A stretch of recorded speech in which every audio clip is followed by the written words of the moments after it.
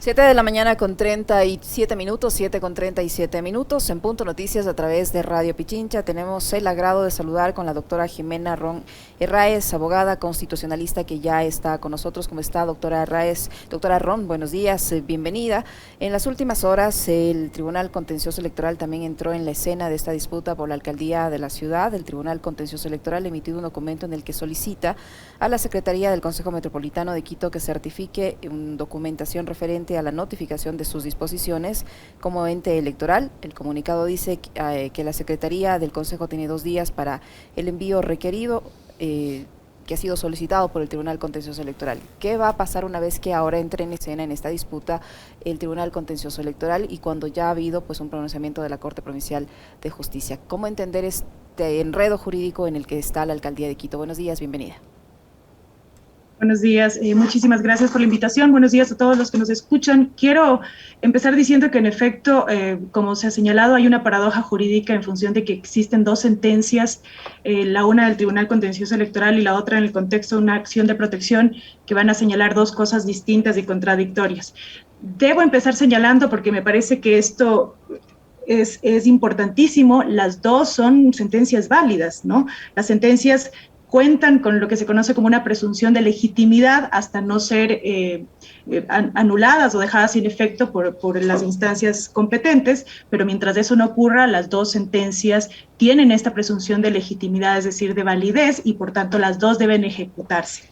¿Esto puede ocurrir dentro del país? Sí puede ocurrir, porque en nuestra administración de justicia, en nuestro sistema judicial, perdón, nosotros contamos con administraciones de justicia autónomas e independientes. Entonces, lo que sucedió en este caso específico es que el señor Yunda activó, porque de hecho es posible, un proceso ordinario, en la administración de justicia electoral, señalando los posibles inconvenientes o vulneraciones que puedan ocurrir en la dimensión legal de lo que él está señalando, y luego un proceso constitucional también en el que señala vulneraciones, pero ya en la dimensión constitucional del acto de remoción. Por eso es que estos dos actos jurisdiccionales son perfectamente válidos hasta que no ocurra, digamos, no se deje sin efecto por la autoridad competente. ¿Quién es la autoridad competente en este caso? La Corte Constitucional a través de la acción extraordinaria de protección. Entonces, a su pregunta, Alexis, de qué debe ocurrir ahora que entra el Tribunal Contencioso Electoral, básicamente siempre ha estado el Tribunal Contencioso Electoral dentro de este embrollo jurídico. En el momento en que emite la sentencia, el Tribunal Contencioso Electoral, esa sentencia es una sentencia que debió haberse ejecutado y que de hecho se ejecutó, si bien 10 días nada más, pero se ejecutó. En el momento en que la Corte Provincial emite su sentencia o su fallo en el contexto de la acción de protección, esa sentencia también debe ejecutarse. Por eso es que digo yo que existe una paradoja jurídica en este momento. Buenos días, doctora, ¿cómo está? ¿Esa paradoja jurídica encuentra una contradicción en algún tema específico entre lo que dice el Tribunal Contencioso y lo que dice la Corte Provincial? Técnicamente no. ¿Por qué? Porque lo que hace la defensa del señor Yunda es señalar que el acto de remoción del alcalde pudo haber transgredido la dimensión legal del proceso, ¿no? En función de el número de votos, de la actuación del secretario general, de la actuación de una concejal alterna. De la presencia de guarderas en la mesa siendo el beneficiario. Eso no se discutió en el Tribunal Contencioso Electoral. Okay, esa discusión no hubo, por eso es que la defensa del señor Yunda divide las cosas, ¿no? Y eso técnicamente es posible en el país. Entonces, esa discusión de la actuación del señor Guarderas, tanto en el informe de la comisión de mesa como en la decisión, e incluso antes en los pronunciamientos que dio en medios de comunicación, ese debate fue un debate a nivel de justicia constitucional, no a nivel de justicia electoral, ¿no? Entonces, por eso es que, digamos, lo que se hicieron fue discutir cosas distintas sobre la base de un mismo acto que fue el acto de remoción. estratégicamente eso le dio resultado a la defensa de Yunda, entonces, entendiendo muy bien lo que usted nos acaba de decir, porque si utiliza este otro argumento de la presencia de Guarderas, que fue el beneficiario en el ámbito de la justicia ordinaria, y más lo otro, el tema del número de votos, de cuántos suman mayoría, etcétera, etcétera, etcétera, digamos que la estrategia del abogado de Yunda fue muy, muy buena. Fue válida, sí, correcto, porque de hecho es discutir de cosas distintas sobre un mismo acto. Y yo siempre, porque he estado escuchando a algunos abogados señalar como no podía discutir eso en justicia constitucional. De hecho, sí podía, porque lo que él discute en justicia constitucional es la garantía constitucional del juez competente, que es parte del debido proceso constitucional. O sea, está discutiendo un tema de justicia constitucional ahí.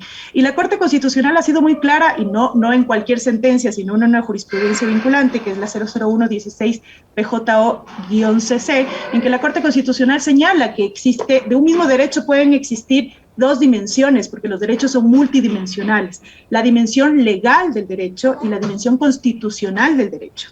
Sobre estas dos cosas podemos tener discusiones distintas y claramente podemos tener decisiones contradictorias, como en efecto ocurre en este caso.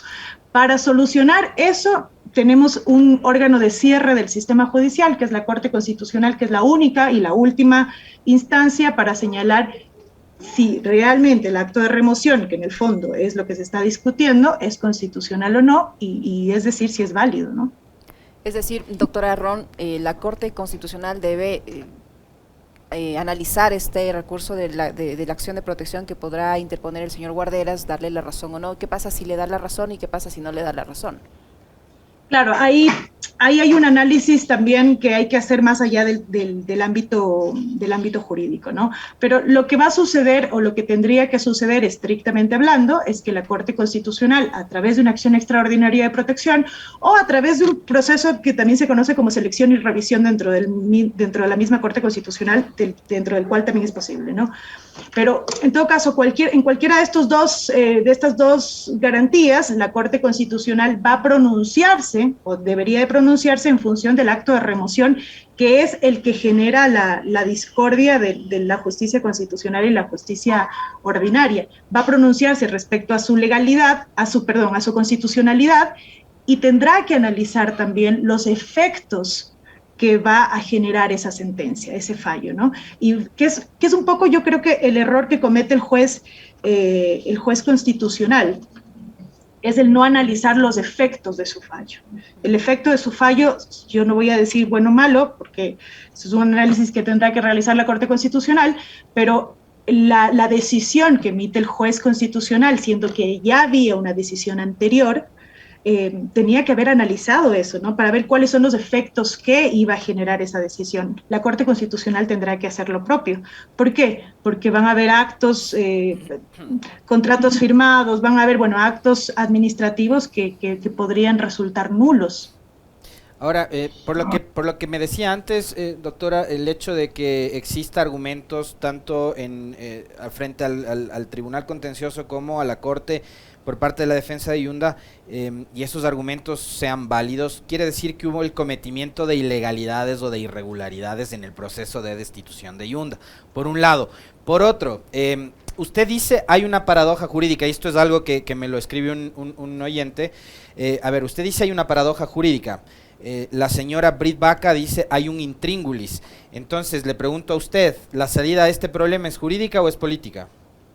Sí, eso es una muy buena pregunta. Debería ser una salida jurídica. Sin embargo, no hay que perder de vista, y esto es algo que todo el mundo lo sabe, ¿no es cierto? Que este tema no es un tema en el que se haya analizado las cosas jurídicamente de forma exclusiva, ¿no? Es un tema de impacto político que tiene que también analizar ese aspecto. La Corte Constitucional deberá hacerlo, ¿no? A veces cometemos el error de pensar que la Corte Constitucional es un órgano que analiza todo jurídicamente nada más. Y no, las altas cortes, como la Corte Constitucional, la Corte Nacional o el Tribunal Contencioso Electoral, que son las tres altas cortes que tiene el país, tienen que hacer un análisis más allá del ámbito jurídico, un análisis social, un análisis político también del tema para poder, para no generar caos jurídico dentro de la sociedad. Doctora, ¿no? Justamente estas altas cortes años. Ujú. ¿Qué tiempo tiene la Corte Constitucional? ¿Qué tiempo tiene la Corte Constitucional para pronunciarse? Tomando en cuenta que se supone que ellos actúan o deberían actuar de forma cronológica, cómo le van llegando los procesos. Pero hemos visto que en algunos casos no se cumplen, en algunos casos hay pronunciamientos muy rápidos y en otros pues se esperan años y años y no, la Corte no se pronuncia. Mire el caso, por ejemplo, de los maestros que todavía no se conoce y ellos ya mantienen más de 3 semanas en huelga de hambre.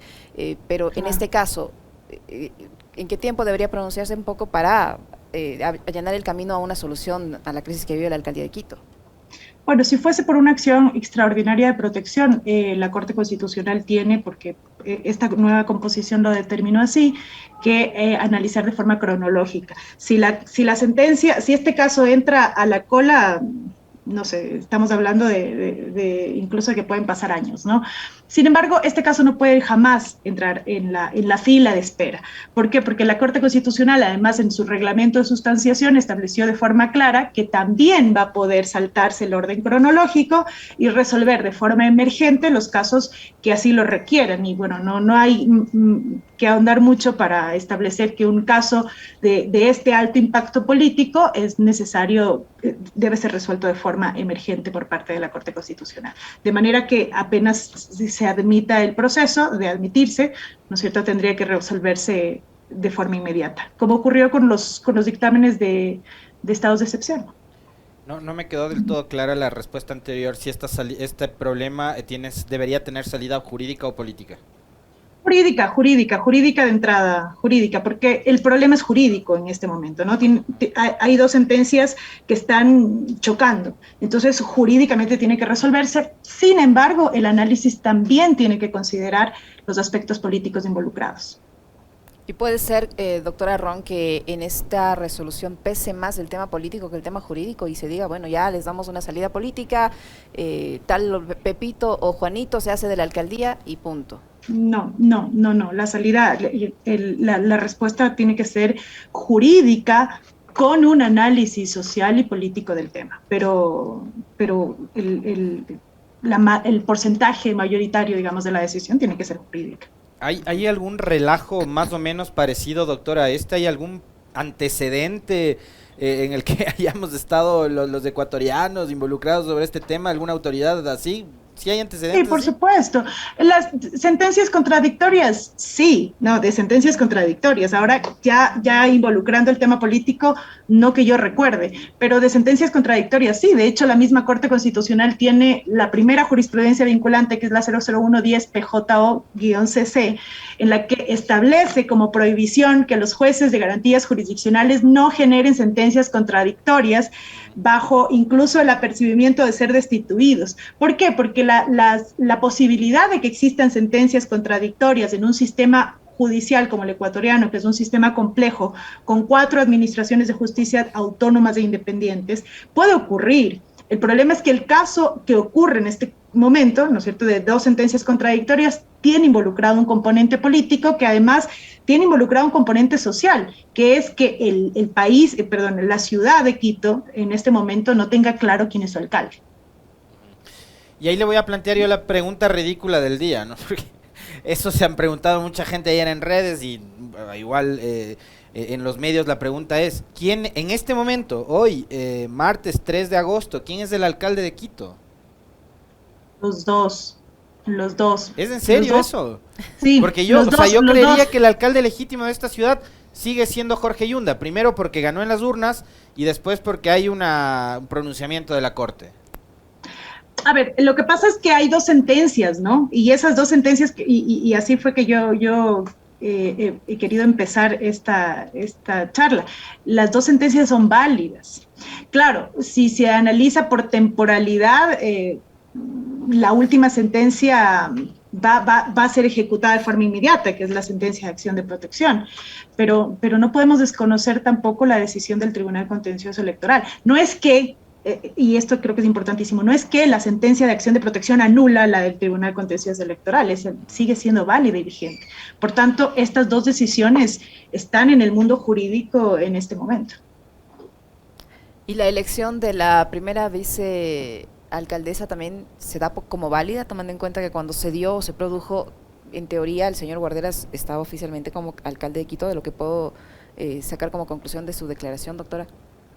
No, esta no, porque el análisis que hace la Corte Provincial y la jueza de primera instancia en la acción de protección, en el marco de la acción de protección, y el mismo Tribunal Contencioso Electoral, es sobre el acto de remoción del alcalde. O sea, no, lo que sucedió posteriormente con la vicealcaldesa ya es un proceso autónomo distinto que para mí es válido en este momento y no está en conflicto. O sea, la señora Brit Baca es la primera vicealcaldesa. Ahora, la condición de Santiago Guarderas, ¿cuál es? Porque él, antes de ser elegido alcalde, era el primer vicealcalde. Hoy ya no es más primer vicealcalde, antes era concejal. ¿Qué mismo es Guarderas si es que se ratifica que Yunda sigue siendo el alcalde? Claro, es que eso justamente es el análisis que tiene que hacer la Corte Constitucional, porque cuando una alta corte emite una decisión de esta dimensión, el análisis de la reparación integral que va a emitir en el caso que fuese pertinente, ¿no es cierto? Porque también podría decir que no hay vulneración, pero en el caso de que señale que hay una vulneración constitucional, en efecto, va a tener que reparar integralmente, y esa reparación integral tiene que considerar todos estos bemoles que han surgido, digamos, de forma aleatoria dentro del proceso de remoción del alcalde, ¿no? De forma paralela, perdón. Entonces, la Corte Constitucional tiene que regularlo a través de la reparación integral, para que no queden en el limbo. Y ahí, ¿no? Guarderas, a mí sí me queda la duda, o sea, Guarderas debería regresar, digamos que, a ver, pongámonos en un escenario hipotético, doctora. Yunda se queda como alcalde, ya, se sale él con la suya, se queda como alcalde. ¿Qué pasa con Guarderas? Guarderas regresa a ser vicealcalde, va a ser concejal, tiene que designar a su suplente, él ya perdió su cargo. ¿Sabe qué debería de pasar? Yo digamos, si estuviese en la defensa del señor Yunda o del señor Guarderas, lo que debería suceder es que le pidan una ampliación al juez de acción de protección, ¿no? A la Corte Provincial, señalándole que pronúnciese qué pasa con esto de aquí. ¿Por qué? Porque su decisión genera la incorporación, el regreso del señor Yunda a la alcaldía, pero usted no se pronunció de qué pasa en este caso, ¿no? Que es un poco lo que los jueces tienen que hacer, este análisis de las consecuencias de su decisión. Entonces hay que preguntarle a través de un recurso horizontal de ampliación, a ver si hay posibilidad de que este juez lo resuelva hasta que la Corte Constitucional lo analice y decida. ¿Por qué? Porque van a pasar algunos días hasta que la Corte Constitucional decida el tema. Doctora Ron, ¿qué tanto peso pueden tener estas denuncias que han presentado ayer una de estas dos señoras que presentaron sus argumentos para iniciar este proceso de remoción, y también del concejal Morales? ¿Qué peso pueden tener en la decisión de la Corte Constitucional? Yo sé que son instancias distintas, pero ¿tiene algo que ver? ¿Va de alguna forma a pesar en esa decisión o no? Ninguno en absoluto. ¿Por qué? Porque son temas autónomos, ¿no? El tema de la remoción ya del alcalde, de la revocatoria del mandato, digamos, de todo lo que se pueda hacer ya a nivel de participación ciudadana respecto de los derechos políticos, y ya más bien de atacar el principio democrático, es una discusión totalmente distinta de la discusión que va a tener la Corte o el análisis que va a tener la Corte en la acción de extraordinaria protección. Para decirlo más claro, ¿cuál es la cancha que va a marcar la Corte o que debería marcar la Corte Constitucional en la acción extraordinaria de protección? Si el acto de remoción del alcalde es constitucional o no. Entonces ahí ya no entra ningún otro análisis por fuera de esa cancha trazada. ¿Y a criterio suyo, el acto de remoción del señor Yunda es constitucional o no? Hay que analizar el argumento que usa la defensa del señor Yunda, y que de hecho fue la aceptada por los jueces de primera y de segunda instancia, es que se vulneró la garantía constitucional del juez competente, que es parte del debido proceso constitucional, ¿no? En el momento en el que participa en la decisión una persona, en la decisión final, una persona que también participó en el informe de la comisión de mesa y que previamente dio algunos comentarios adversos en medios de comunicación. Entonces, ese hilo conductor es lo que contamina al juez competente, y eso en efecto es una vulneración al debido proceso. Ahora, desde mi perspectiva, yo diría, habría que analizar qué peso real tiene ese informe en la decisión final, ¿no? Que ese es el análisis que habría que hacer. ¿Ese informe realmente influye en la decisión final? Esa decisión, ese informe en el que participa el señor Guarderas, genera una influencia lo suficientemente fuerte en la decisión final como para decir que realmente pudo inclinar la balanza hacia lo que él quería decidir. Esa sería más o menos la discusión. Y ahora que usted habla de los niveles de influencia que pueden tener determinados informes o actores, le quiero preguntar, doctora, sobre ¿cuánto peso cree usted que tiene la influencia mediática en este tipo de casos? Cuando vemos que hay un permanente linchamiento a nivel de periodismo de opinión, de noticieros, etcétera, etcétera. Mucho. Ya si quieren mi criterio técnico, el artículo 336, me parece que es, bueno, el artículo del COTAD que establece el procedimiento para la remoción, configura, digamos, esta posibilidad de que alguien participe de la comisión de mesa y paralelamente de la decisión. 336, sí. Es decir, esta posibilidad es legal, está en la ley. Y la ley tiene también lo que se conoce como la presunción de constitucionalidad, de manera que la posibilidad de que alguien participe, un concejal participe del informe de la comisión de mesa y después de la decisión final, en este momento es legal y si es legal es constitucional. El problema que yo veo realmente es el previo, ¿no? Es realmente estos comentarios que tiene o estos pronunciamientos que tiene el vicealcalde, bueno, el señor Guarderas, en función de señalar su descontento con la gestión del alcalde antes de elaborar el informe y antes de decidir. Esto de aquí yo creo que en efecto fue un error muy grave del señor Guarderas. No debió haberlo hecho si él sabía que iba a participar o que potencialmente podía participar en este proceso. Entonces, esto de aquí sí puede contaminar un poco la decisión de él, ¿no? En idioma jurídico y en el ámbito jurídico eso es lo que se llama prevaricar, más o menos. Anticipar criterio. Bueno, sí, una especie de anticipación de criterios, no sé si anticipación de criterios sería lo correcto, sino más bien es ya tener un criterio subjetivo sobre algo de lo que yo tengo que decidir de manera objetiva. Ese sería más o menos el problema. Ahora, debo también señalar esto, ¿no? El juez de segunda instancia, por lo menos en su sentencia, no hace realmente ese análisis, ¿no? El juez de segunda instancia lo que analiza es por qué no le contestaron el recurso, la recusación, el pedido de recusación, por qué no le contestaron. Yo creo que por ahí se confundió un poco el juez, porque debió haber hecho este análisis de los pronunciamientos de él en medios de comunicación que no lo veo yo en la sentencia, ¿no? Hacen más de un análisis distinto, aunque llega al mismo punto.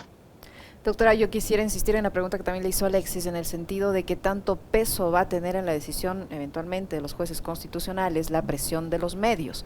Hemos visto una evidente parcialidad de la gran mayoría de medios de comunicación, sobre todo los grandes, los masivos, los privados, a favor del señor Guarderas y como dice Alexis, un hostigamiento en contra del señor Yunda, independientemente de quién tenga o no tenga la razón. Pero hemos visto posiciones evidentemente parcializadas a favor de uno de los dos alcaldes de la ciudad, y eso en qué medida puede influir en la decisión de los jueces constitucionales, que si bien dice usted va a ser legal, va a tener que hacer también este análisis político. Sí, va a generar, sí genera un tipo de impacto, ¿no? No solamente en los jueces de la Corte Constitucional, en cualquier juez. Esto que solemos llamar como el juzgamiento mediático es totalmente negativo desde cualquier punto de vista. Por eso es que los abogados insistimos un poco en no llevemos los temas a medios de comunicación, porque terminamos generando un juzgamiento mediático en la sociedad. La Corte Constitucional tendrá que también establecer este aspecto para poder decidir, ¿no? Y un poco decidir fuera del contexto de lo que la sociedad está un poco pensando en este momento y analizarlo, insisto yo, mayoritariamente o con mayor porcentaje jurídico, y eso lo hace a través de la motivación. La motivación es el termómetro que va a determinar si la decisión realmente se vio impactada por el juzgamiento mediático o no. Doctora, aprovechando su presencia en nuestro espacio, yo quería preguntarle también sobre la pertinencia y el mecanismo adecuado de llevar a consulta popular la desaparición del Consejo de Participación Ciudadana, el reducir el número de legisladores y todos estos temas que los ha planteado el legislador Fernando Villavicencio al gobierno nacional. ¿Esto se debe hacer a través de una consulta o hay otro mecanismo que establezca la Constitución para poder reformarse? Sí, la reforma constitucional. A ver, esto ya se debatió, ya se discutió desde el año anterior, ¿no? Y básicamente, por ejemplo, la eliminación del Consejo de Participación Ciudadana o la reducción del número de asambleístas implica una modificación constitucional. La Constitución, de acuerdo a la misma Constitución, tiene solo 3 formas de modificarse: a través de enmienda, de reforma o de asamblea constituyente.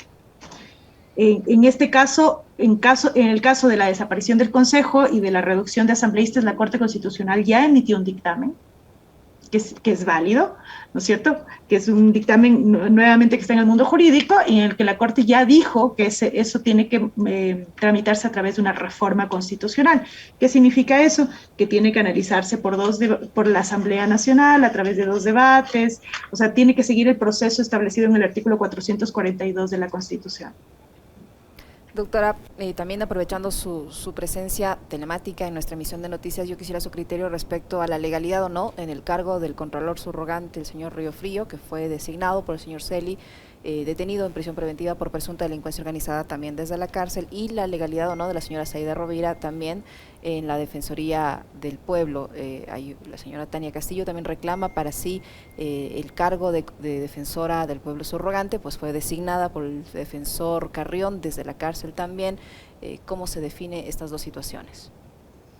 Claro, nuevamente lo tendrá que definir las instancias competentes, las instancias judiciales competentes para determinar si fueron legales o no. En el momento en que fueron emitidos los nombramientos, si las autoridades estaban ejerciendo sus competencias legalmente. Yo no creo que esto, por ejemplo, si bien es un problema ético, ¿no es cierto?, el haber sido privados de la libertad las autoridades, pero esto de aquí no inhabilita per se sus funciones, de manera que podría determinarse su legalidad, pero este es un análisis que tendrá que hacerlo la Administración de Justicia.